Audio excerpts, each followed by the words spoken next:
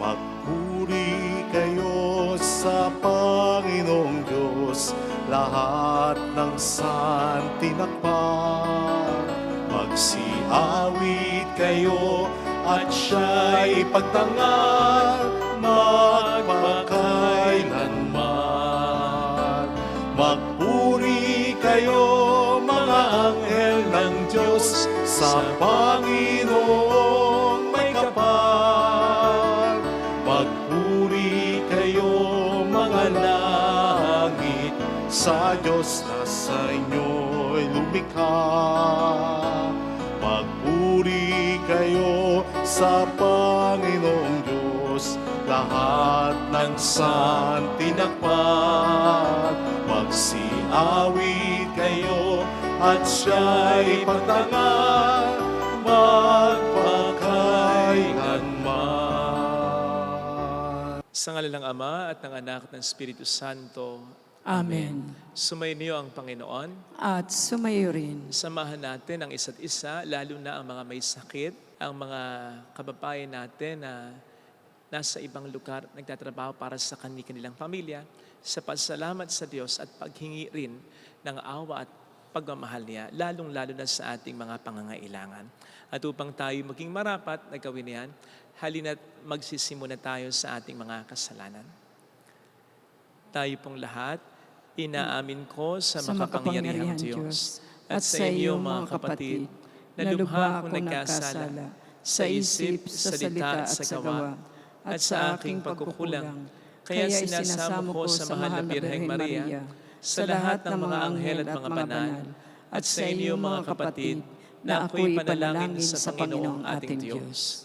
Kaawaan tayo ng mapagmahal na Diyos, patawarin sa ating mga sala, at patnubayan hanggang sa buhay na walang hanggan. Amen. Panginoon, kaawaan mo kami. Panginoon, kaawaan mo kami. Kristo, kaawaan mo kami. Kristo, kaawaan mo kami. Panginoon, kaawaan mo kami. Panginoon, kaawaan mo kami.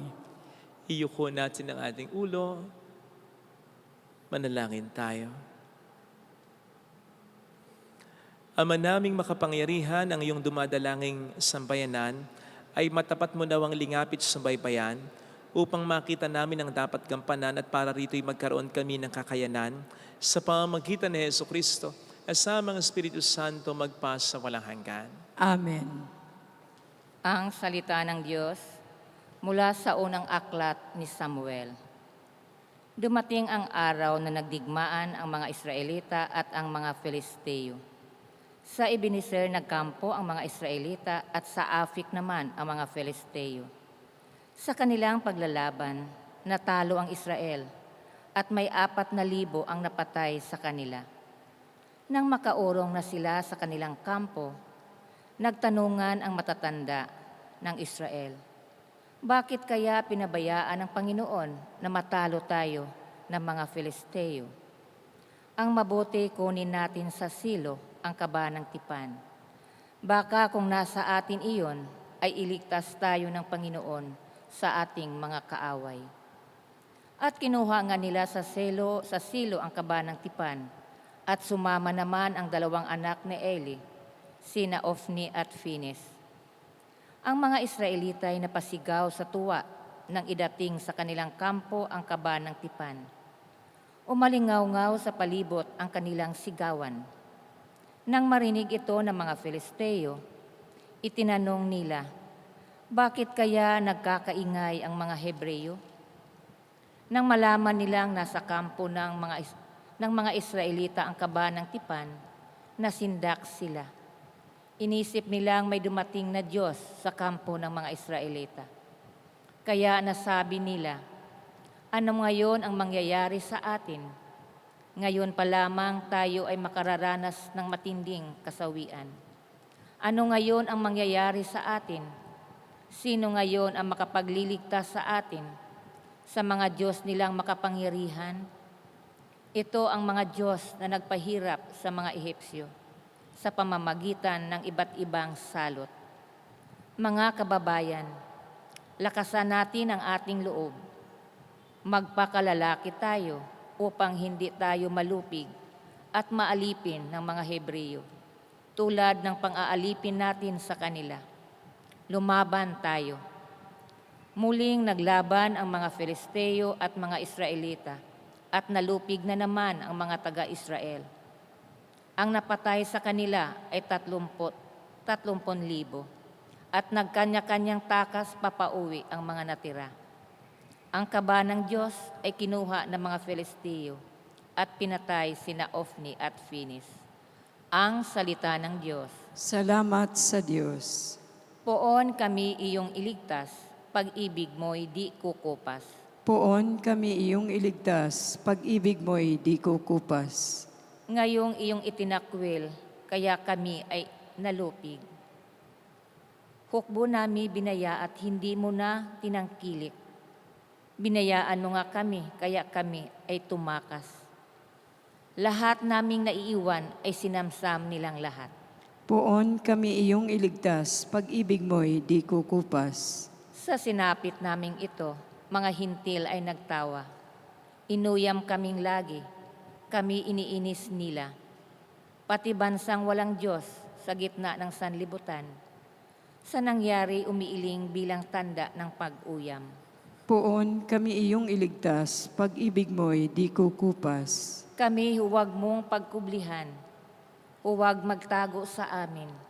Ang pangamba namit hirap ay huwag mong lilimutin. Poon kami iyong iligtas, pag-ibig mo'y di kukupas. Magsitayo na po ang lahat.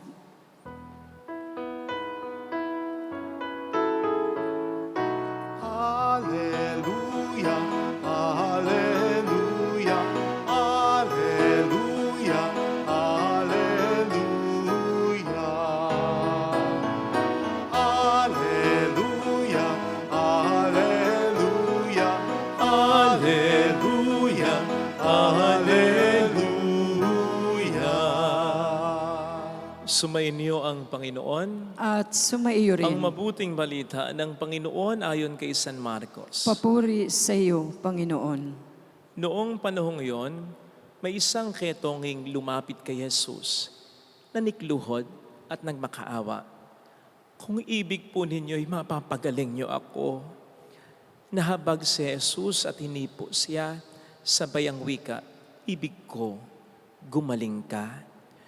Noon di nawala ang ketong at gumaling ang tao, pinaalis siya agad ni Jesus matapos ang ganitong mahigpit na bilin. Huwag mo sabihin ito kanino man, sa halip ay pasuri ka sa saserdote. Pagkatapos maghandog ka ayon sa iniutos ni Moises upang patunayan sa mga tao na ikaw ay magaling na. Ngunit umalis siya at bagkus ipinamalita ang nangyari, ano pat hindi nahayagang makapasok ng bayan si Jesus. Naroon na lamang siya sa labas sa mga ilang na puok at doon pinagsasadya ng mga tao buhat sa iba't ibang dako. Mga kapatid, ang mabuting balita ng Panginoon. Pinupuri ka namin, Panginoong Jesucristo. Magsiupo ang lahat. Napanood niyo na po ba yung pelikulang Rewind? Ako? Opo. Kung tatanungin niyo ako kung maganda, maganda naman po. Sapagkat mapag-iisip ka ng pelikula sa mga mahalagang bagay na dapat mong malaman at ma-realize sa buhay. Halimbawa, yung kahalagahan ng pagkakaroon ng quality time kasama ng mga taong sa atin ay mahalaga, lalong-lalo na ang ating pamilya. Nandun din yung lesson na Huwag puro trabaho, huwag puro negosyo, huwag puro na lang karir. Kahit pa sabihin natin na ito ay para sa pamilya natin, huwag nating isasakripisyo ang mga mahal natin. Nandun din yung lesson na sa pag-isikap nating maging magaling ay huwag nating kakalimutan o i-overlook na maging mabuti sa ating kapwa, lalong-lalo na for our family.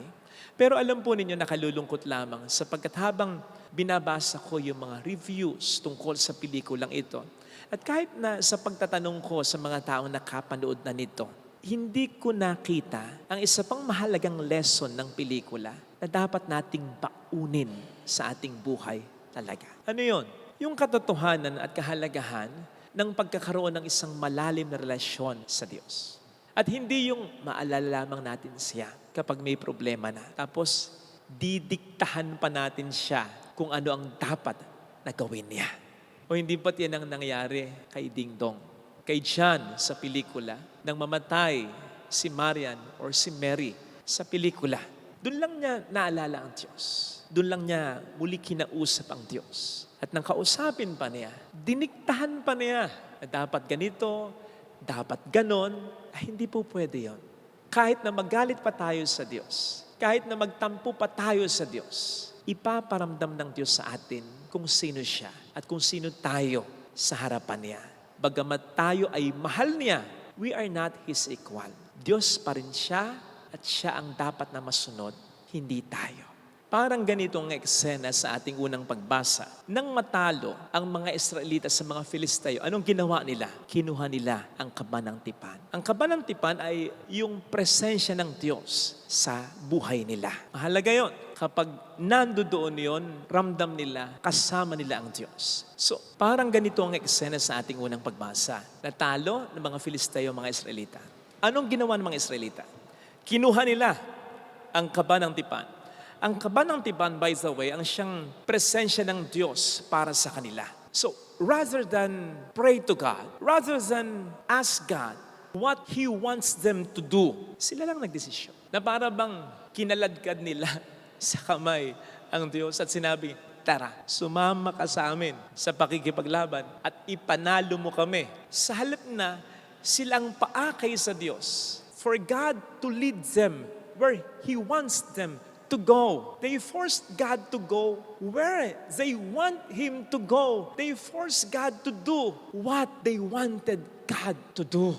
Sa halip na paakay sila sa Diyos and let Him lead them where God wanted them to go and for them to do what God wanted them to do, ay sila lang ang nagpuwersa sa Diyos at dinala ang Diyos kung saan nila gustong dalhin ang Diyos.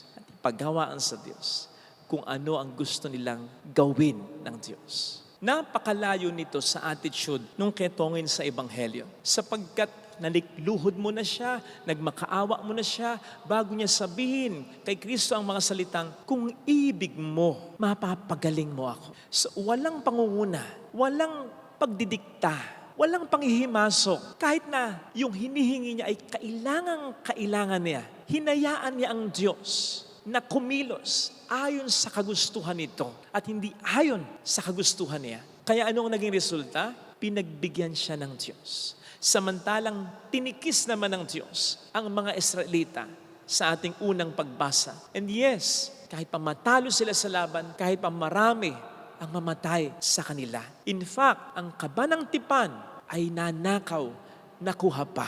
Besides, ito ay maibabalik naman. Ang mga Israelita, kahit papaano, ay makababawi naman. It's just that, sa pagkakataong yon, gusto silang turuan ng Panginoon na hindi basta gusto nila ay matutupad na. Dahil ang Diyos ay hindi naman genie na basta na lamang susunod sa tao. Ang Diyos ay may gusto, kalooban, will na dapat ay sundin ng tao. Sana po napansin ng mga nanood ng pelikulang Rewind yung epektibong pagkaka-portray ni Pepe Herrera sa karakter ng Diyos. Yung akala mong madidiktahan mo pero hindi. Yung napakabait na akala mong mauto mo, pero hindi, kahit lasingin mo pa. Yung makikipag-usap sa'yo, makikinig sa'yo, entertainin ka. Pero sa huli, ang masusunod pa rin ay hindi ikaw, kundi siya. Parang ganun kasi ang Diyos na meron tayo. Siya yung napakabait, pero hindi lahat ay pwede sa Kanya. Kaya nga may mga utos siya. Siya yung tama, ipinanganak lamang sa sabsaban, pero siya ang may-ari ng sandaigdigan. Siya yung Santo Niño, pero siya rin yung haring si Kristo. Siya yung nagsabi na humingi tayo at tayo kanyang bibigyan, kumatok tayo at tayo kanyang pagbubuksan. Humanap tayo at meron tayong masusumpungan, pero siya ang pinaka nakakaalam ng makabubuti para sa atin. Lalo pat ipapaalala sa atin ni San Pablo sa Romans 8:26 na hindi tayo marunong manalangin ng wasto. Kaya't ang Espiritu ang siyang magtuturo sa atin kung paano tayo mananalangin sa ating Panginoong Jesucristo. That is why napakahalaga na magkaroon po tayo ng malalim na relasyon sa Diyos. Yung lagi tayong magdadasal, makikipag-usap sa Kanya, magnilay ng salita Niya, at magpapakabuting tao talaga upang mas makasunod tayo sa kalooban Niya. Yun po kasing tendency na magmayabang sa Diyos, magdikta sa Diyos, ay madalas na pagkakamali ng mga taong walang malalim na relasyon sa Diyos. Yung tulad ni Ding Dong or Chan sa pelikulang Rewind, tulad ng mga Israelita at that time sa kanilang buhay sa ating unang pagbasa, yung walang malalim na relasyon sa Diyos na maalala lamang ng Diyos kapag may mga problema na. Kasi if we really have a healthy relationship with God, alam natin kung sino tayo sa harapan ng Diyos.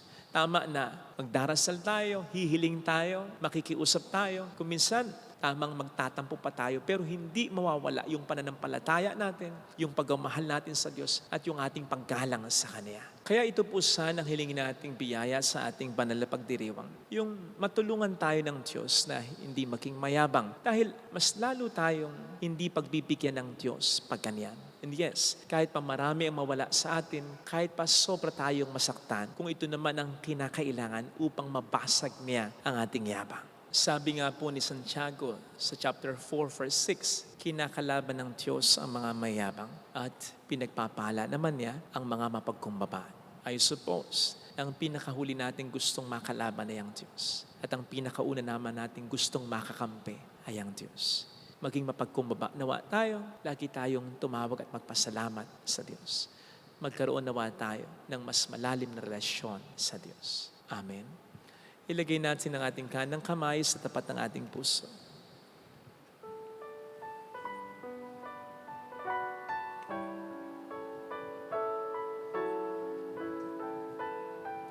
Awitin natin, alam kong may magagawa ang Diyos.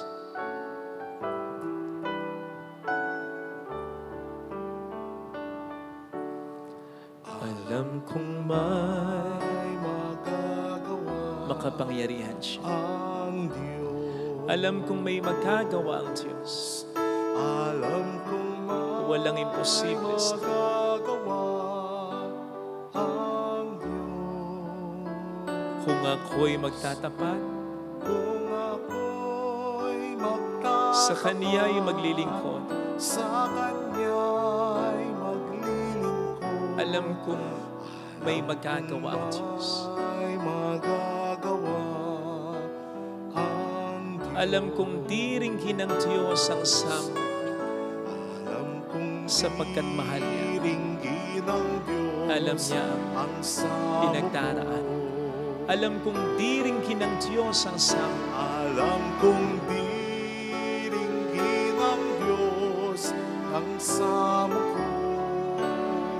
Kung ako'y magtatapat, Kung ako'y magtatapat sa Kaniya'y maglilingkod. sa Kanya'y maglilingkod. Alam kong diringhin ng Diyos ang samo. Diringgin ng Diyos ang Bigit natin ang ating mga mata. Panginoon, kami tulungan mo na magkaroon ng mas malalim na relasyon sa iyo. At hindi yung tatawagan ka lamang namin at maalala kapag may mga problemang dumarating sa buhay ko. Tulungan mo ng aking relasyon sa iyo ay hindi basta maging relihiyon na ritual. Kung minsan, nagbo-border pa sa pagiging superstitious dahil saka lamang kita naalala kapag may gusto kong ipagawa sa iyo. Tulungan mo ako, Panginoon, na huwag maging ganito. Ayaw kitang diktahan. Gusto ko ako ang sumunod sa iyo. Tulungan mo ako, Panginoon. Hallelujah! Purihin ang Diyos. Hallelujah! Masalamatan natin siya. Siya ay muling babalik sa atin. Hindi niya tayo iiwan, hindi niya tayo pababayaan. Paniwalaan natin. Hallelujah! Purihin ang Diyos. Hallelujah! Sa takdang panahon ay babalik ang Panginoon upang tayo ay kunin tapat siya sa kaniyang mga pangako sa iyo. Sabihin mo sa iyo, mayroong magandang mangyayari sa iyo. Higit pa sa inaasahan mo sapagkat mahal ka ng Diyos, makatanda. Kung lalapit ka kay Jesus, palalimin mo ang relasyon mo sa Diyos. Sumunod ka sa kaniyang mga utos. Mayroong magandang mangyayari sa iyo.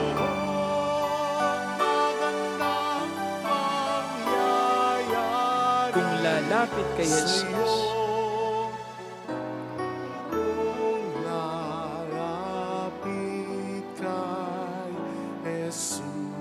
papuri sa Ama at sa Anak sa Espiritu Santo. Kaparanan sa unang-una, ngayon at magpakailanman, magpasawalang hanggan. Amen. Pag-aalay.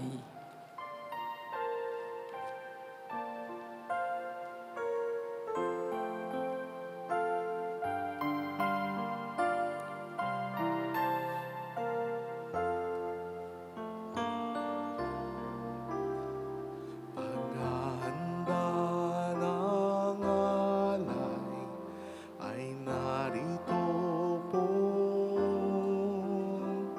Ang alak at tinapay dala sa altar mo. Anyo'y magiging tunay, dugo mo't katawan. Aming tatanggapin ngayon, magbibigay buhay.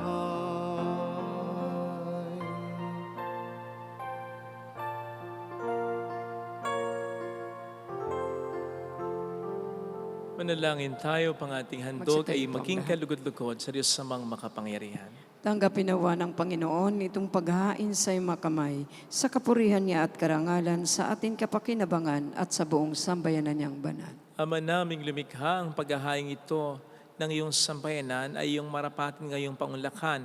Pakundangan dito, mapasa amin nawa ang iyong kabanalan at ang masugid naming dalangin ay iyong pagbigyan. Sa pamamagitan ni Jesucristo, kasama ang Espiritu Santo magpasa walang hanggan. Amen. Sumayin niyo po ang Panginoon. At sumaiyo rin, Itaas sa Diyos ang inyong puso at diwa. itinaas na namin sa Panginoon. Pasalamatan ng Panginoong ating Diyos. Marapat na siya ay pasalamatan. Ama naming makapangyarihan, tunay nga pong marapat na ikaw ay ipasalamatan. Sa iyong kagandahang loob kami iyong ibinungkod upang iyong maitampok sa kadakilaan mong lubos. Kahit na ikaw ay aming tinalikdan dahil sa aming pagkasalawahan, gumawa ka pa rin ng magandang paraang may manguna sa amin para ikaw ay balikan. Kaya't ang iyong minamahal na anak ay naging isa sa mga taong hamak upang may kapwa kaming makapagligtas sa aming pagkapahamak at pagkaligaw ng landas. Kaya kaisa ng mga anghel na nagkisiawit ng papuri sa iyo ng walang humpay sa kalangitan, kami nagbubunyi sa iyong kadakilaan. Santo, Santo, Santo, Panginoong Diyos ng mga hukbo, napupuno ang langit at lupa ng kadakilaan mo. Hosana sa kaitaasan. Pinagpala ang naparirito sa ngalan ng Panginoon. Hosana sa kaitaasan. Ama naming banal, ikaw po ang bukhal ng tanang kabanalan, kaya't sa pamamagitan ng iyong Espiritu, gawin mong banal ang mga kaloob na ito upang para sa amin, maging katawan at dugo ng iyong anak, na aming Panginoong Hesukristo. Bago niya pinagtiis ang kusang loob na maging handog, hinawakan niya ang tinapay, pinasalamatan ka niya, Pinagati-hati niya iyon, iniabot sa kaniyang mga alagad at sinabi, "Tanggapin ninyong lahat ito at kanin. Ito ang aking katawan na ihahandog para sa inyo."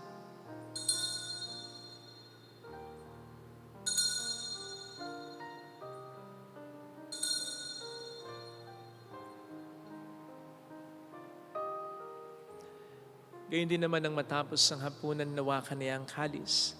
Huli kaniyang pinasalamatan. Iniabot niya ang kalis sa kaniyang mga alagad at sinabi, "Tanggapin ninyong lahat ito at inumin. Ito ang kalis ng aking dugo ng bago at walang hanggang tipan. Ang aking dugo na ibubuhos para sa inyo at para sa lahat. Sa ikapagpatawad ng mga kasalanan, gawin niyo ito sa pag-alala sa akin."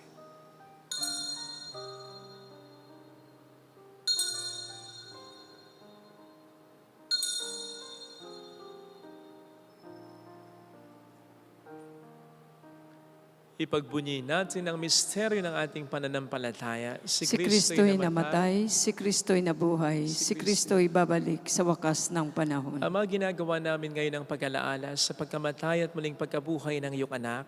Kaya niyalin namin sa iyong tinapay ng buhay at ang kalis ng kaligtasan. Kami nagpapasalamat dahil kami iyong minarapat na tumayo sa harap mo para maglingkod sa iyo. At sinasamo namin kami na magsasalo sa katawan at dugo ni Kristo ay mabuklod sa pagkakaisa sa pamamagitan ng Espiritu Santo. Ama, lingapin mo ang iyong simbahang laganap sa buong daigdig. Puspusin mo kami sa pag-ibig.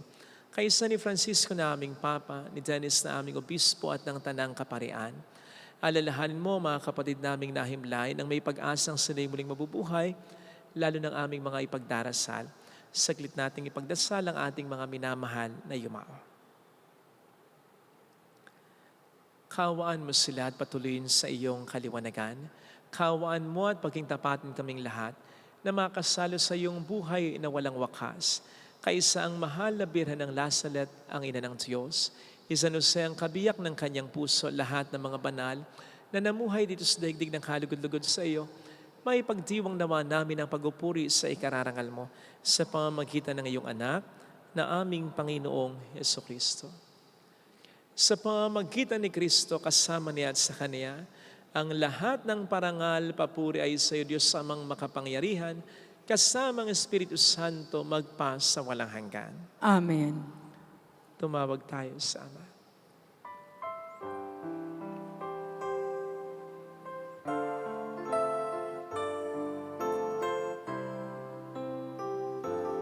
Ama namin, sumasalangit ka, sambahin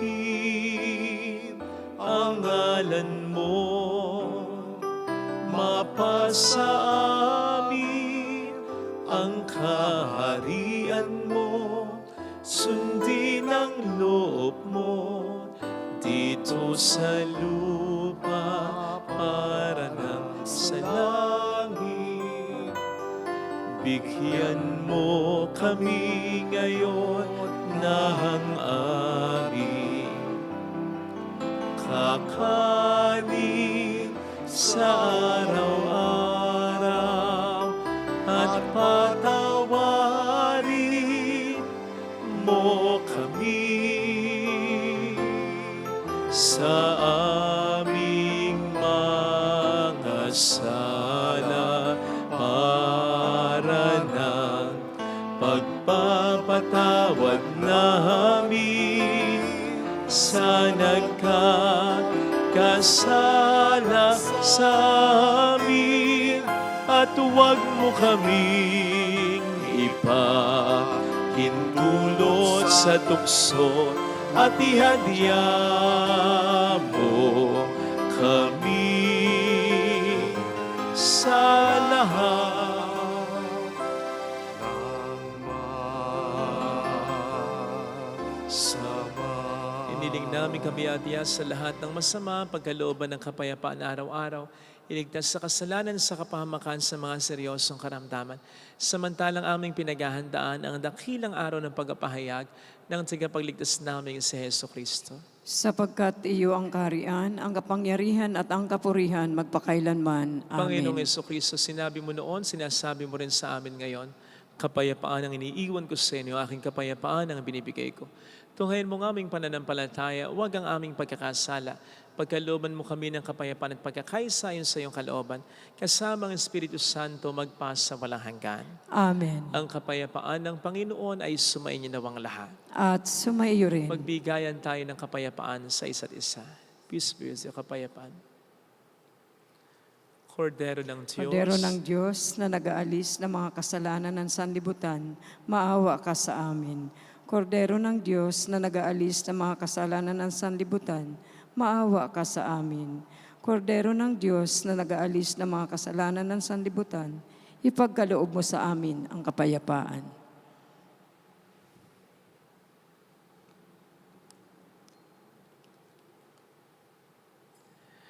Narito sa harap natin ng Panginoon ang ating buhay at kaligtasan. Mapalad tayong inaanyayahan. Panginoon, hindi kami karapat-dapat na magpatuloy sa iyo, ngunit sa isang salita mo lamang ay gagaling na ako.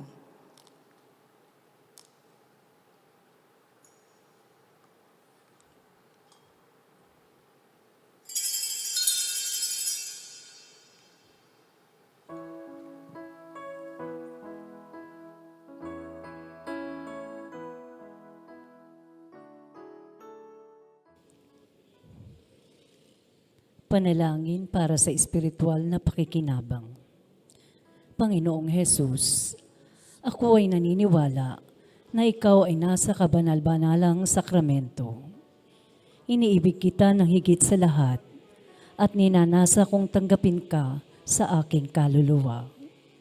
Sapagkat sa mga sandaling ito, hindi kita matatanggap sa sakramento. Tumuloy ka sa espiritu sa aking puso. Niyayakap kita na para bang naririto ka na. Inaalay ko ng buong buo ang aking sarili sa iyo. Huwag mong hayaang mawalay ako sa iyo. Amen.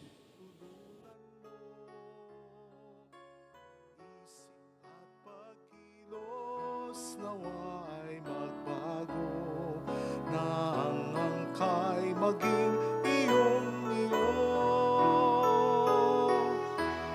Diyos Ama,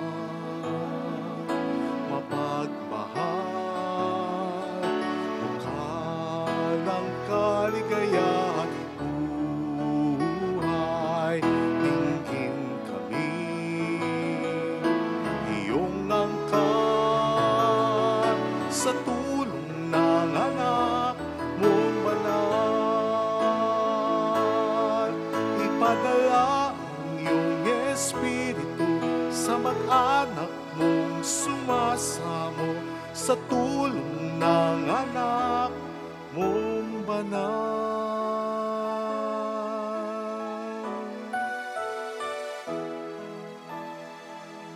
Magsitayo po ang lahat. Manalangin tayo. Ama naming mapagmahal, hiniling namin kami pagbigyan, pakundangan sa iyong dulot na pakikinabang. Ipagkaloob mong ikaw ay aming paglingkuran sa pamumuhay namin sa parang iyong kinalulugdan. Sa pamamagitan ni Jesucristo, asama ang Espiritu Santo magpas sa walang hanggan. Amen. Holy God, Holy Mighty One, Holy Immortal One. Have mercy on us and on the whole world. Holy God, Holy Mighty One, Holy Immortal One. Have mercy on us and on the whole world. Holy God, Holy Mighty One, Holy Immortal One. Have mercy on us and on the whole world. Jesus, King of Mercy. We trust in you.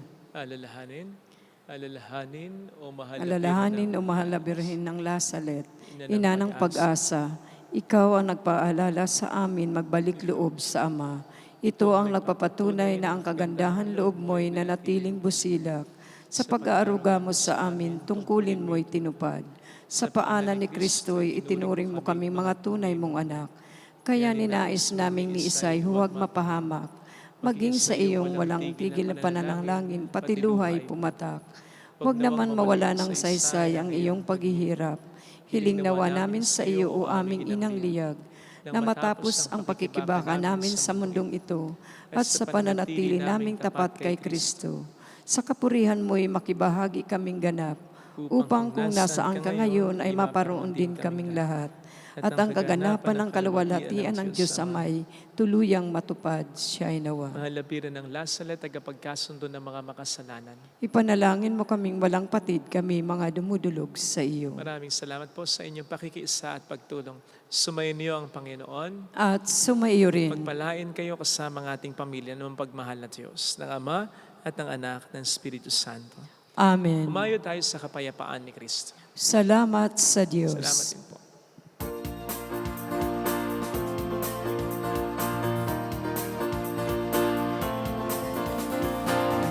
Mary, Mother of the Lord, hear the prayer we sing to you. Let your tears sip in our minds and hearts as once they fell at La Salette. Tell your people how to live again. Tell your people how to sing again. Tell your people how to dance again.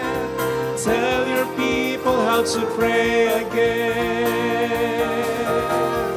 Mary, Mother of the Lord, here is a prayer we sing to you. Let your tears sip in our minds and hearts as once they fell at La Salette.